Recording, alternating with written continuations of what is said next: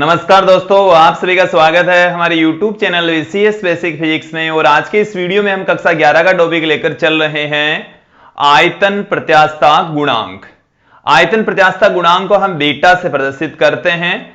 देखिए दोस्तों, हुक ने यह कहा था कि प्रत्यास्थता सीमा में जो प्रतिबल है वो विकृति के समानुपाती होता है, और जब हम समानुपाती का साइन हटाते हैं तो हमें एक कांस्टेंट लगाना पड़ता है, और वो जो कांस्टेंट होता है वो कांस्टेंट प्रत्यास्थता गुणांक कहलाता है। और जो प्रत्यास्थता गुणांक है वो तीन प्रकार का होता है: यंग प्रत्यास्थता गुणांक, आयतन प्रत्यास्थता गुणांक तथा अपरूपण प्रत्यास्थता गुणांक। तो आज के इस वीडियो में हम आयतन प्रत्यास्थता गुणांक के बारे में अध्ययन करने वाले हैं। आयतन प्रत्यास्थता गुणांक किसे कहते हैं, डेफिनेशन सुन लीजिए कि प्रत्यास्थता सीमा में, देखिए पहली कंडीशन तो यही है कि प्रत्यास्थता सीमा में ही ये सब कुछ होना चाहिए, प्रत्यास्थता सीमा से अधिक प्रतिबल नहीं होना चाहिए।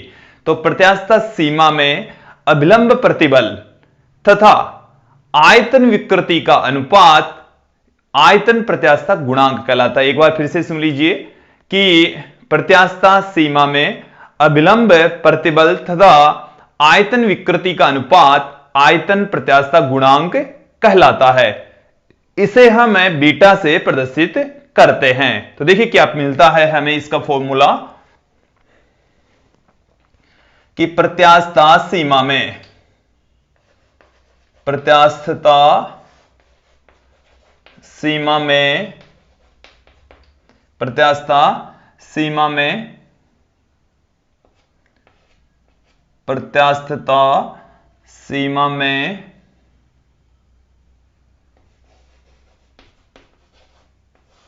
किसी वस्तु पर लगने वाला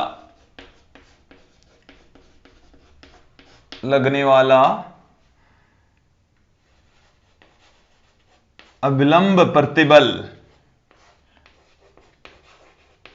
अभिलंब प्रतिबल व आयतन विकृति का अनुपात, आयतन विकृति का अनुपात, आयतन विकृति का अनुपात आयतन प्रत्यास्थता गुणांक कहलाता है। आयतन प्रत्यास्थता गुणांक, आयतन प्रत्यास्थता गुणांक कहलाता है। आयतन प्रत्यास्थता गुणांक को दोस्तों हम बीटा से प्रदर्शित करते हैं। किसके तुल्य होगा, देखिए आयतन प्रत्यास्थता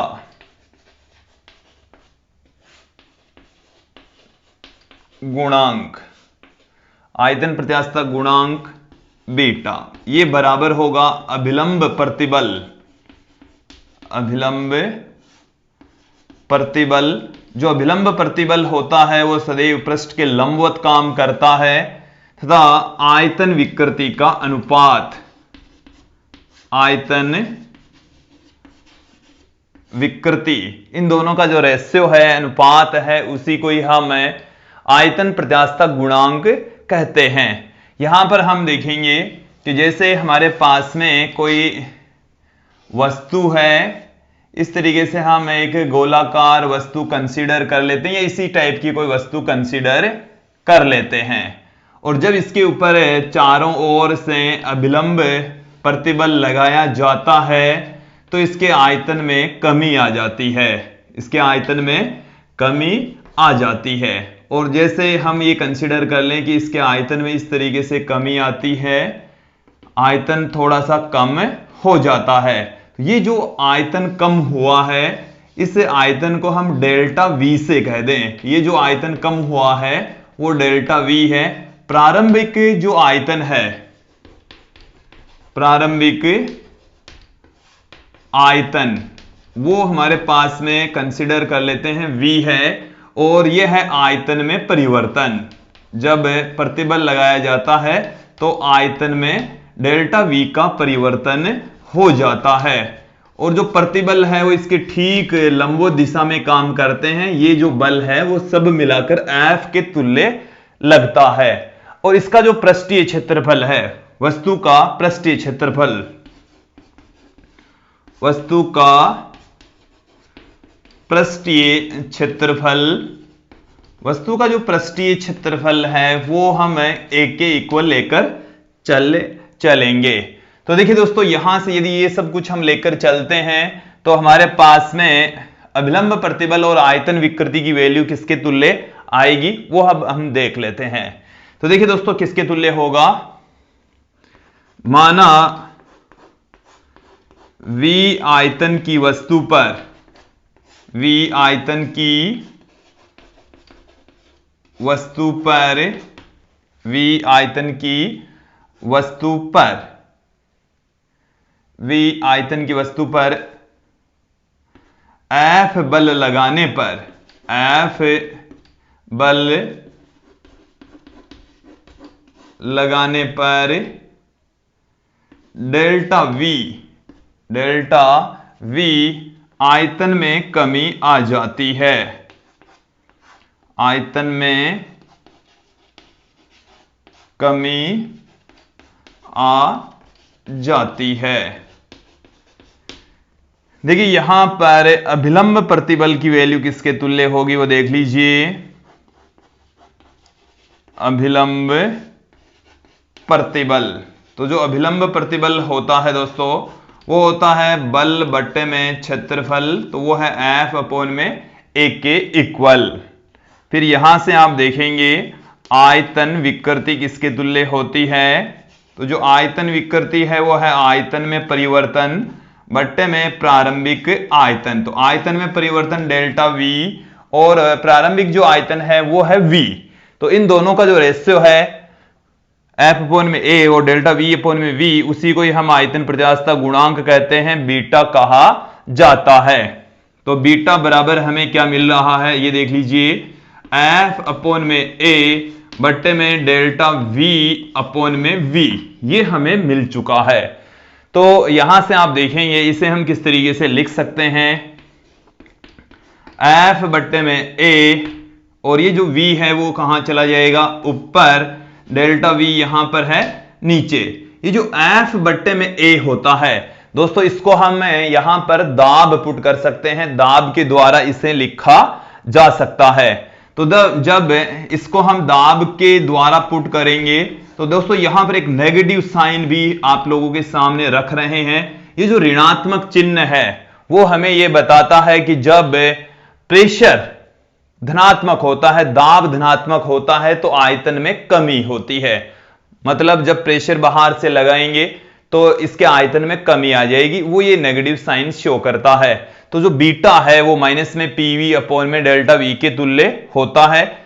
ये जो नेगेटिव साइन है वो दाब धनात्मक होने पर आयतन में कमी और दाब ऋणात्मक होने पर आयतन में वृद्धि को बताता है। यदि दाब अंदर से बाहर की ओर लगता है तो आयतन में वृद्धि होगी, उस दाब को हम ऋणात्मक दाब कहेंगे।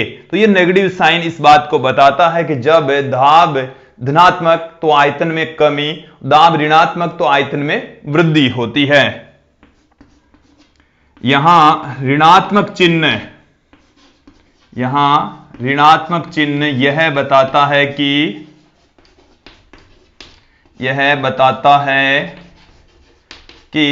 दाब धनात्मक मतलब P धनात्मक, तो आयतन में कमी होगी, आयतन में कमी, तथा P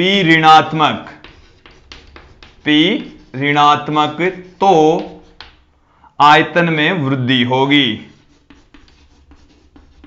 आयतन में वृद्धि होगी। यह नेगेटिव साइन इस तरीके से इंगित करता है, बताता है। यहां तक आपको बीटा अच्छे से समझ में आ गया होगा। बीटा बराबर माइनस में पीवी अपॉन में डेल्टा वी। अब दोस्तों यहां पर एक टर्म और आती है संपीड्यता। जो संपीड्यता होती है वो आयतन प्रत्यास्थता गुणांक के व्युत्क्रम के तुल्य होती है। तो यहां पर अब हम बात करेंगे संपीड्यता क्या है। देखिए दोस्तों, अब यहां पर हम बात करेंगे संपीड्यता। संपीड्यता का अर्थ यह है कि जो आयतन प्रत्यास्थता गुणांक है उसके व्युत्क्रम को हम संपीड्यता कहते हैं। देखिए, संपीड्यता, संपीड्यता को हम कैसे लिखेंगे? कप्पा इसे कहा जाता है। और ये जो संपीड्यता है वो है 1 में बीटा, अर्थात आयतन प्रत्यास्थता गुणांक के व्युत्क्रम को आयतन प्रत्यास्थता गुणांक के व्युत्क्रम को संपीड्यता कहा जाता है। संपीड्यता कहा जाता है, कहते हैं, कहलाता है। देखिए दोस्तों, इसके अकॉर्डिंग ये हमारे पास में सूत्र आ गया है और हम बीटा बराबर जानते हैं माइनस में P V upon delta we यहां पर आ जाएगा। तो ये हमारे पास में इसका सूत्र आ चुका है, फॉर्मूला आ चुका है। अब देखिए दोस्तों, ये जो बीटा होता है इसका मात्रक होता है न्यूटन प्रति मीटर स्क्वायर, तो इसका मात्रक हो जाएगा मीटर स्क्वायर प्रति न्यूटन। तो कप्पा का जो मात्रक है वो हमारे पास में आ गया है मीटर स्क्वायर प्रति न्यूटन। ये एमकेएस पद्धति में है मात्रक दोस्तों। और यदि इसको सीजीएस पद्धति में कन्वर्ट करना चाहें तो सीजीएस पद्धति में इस तरीके से हम पुट कर सकते हैं, सेंटीमीटर स्क्वायर प्रति डाइन इसको लिखा जा सकता है दोस्तों। तो ये हमारे पास में है संपीड्यता, जिसे कप्पा से लिखा जाता है, आयतन प्रत्यास्थता गुणांक के व्युत्क्रम के तुल्य होती है। तो दोस्तों, ये जो वीडियो था वो था आयतन प्रत्यास्थता गुणांक से संबंधित, और मुझे उम्मीद है आप लोगों को ये जो वीडियो है वो अच्छे से समझ में आया होगा। आज के लिए इतना ही, धन्यवाद दोस्तों।